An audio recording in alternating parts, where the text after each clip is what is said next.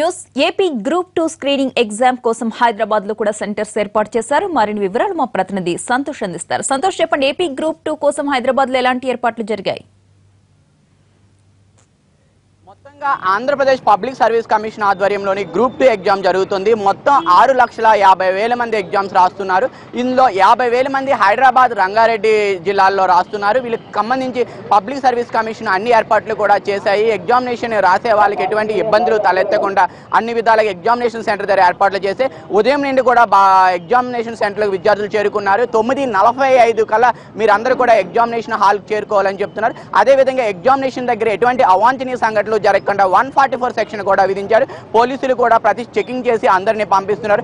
మొత్తం ఆంధ్రప్రదేశ్ అన్ని జిల్లాలతో పాటు తెలంగాణలో హైదరాబాద్, రంగారెడ్డిలో మొత్తం కలిపి 1,200 సెంటర్లో 1,50,000 మంది పైగా రాస్తున్నారు. ఒక్క హైదరాబాద్, రంగారెడ్డికి వస్తే 50,000 మంది పైగా రాస్తున్నారు.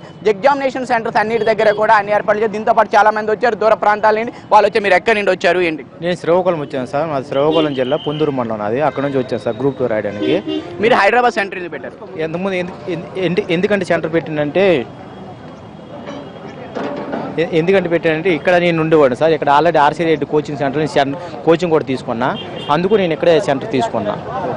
ఎలా ప్రిపేర్ అయ్యారు? నేను బాగానే ప్రిపేర్ అయ్యాను సార్. లాస్ట్ టైం కూడా రాసిన, అప్పుడు నాకు 4 మార్కులు మిస్ అయిపోయింది గ్రూప్ 2 అనేది.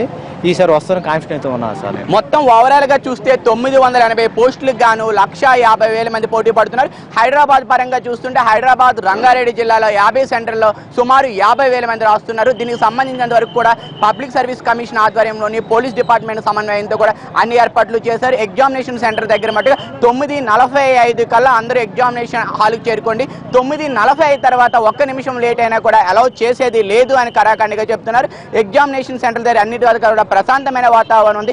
గ్రూప్ 2 ఎగ్జామ్ ప్రిపేర్ అయిన వాళ్ళందరికీ ఆల్ ద బెస్ట్ చెప్తున్నాం. ఇది ఇక్కడ పరిస్థితి. Over to studio.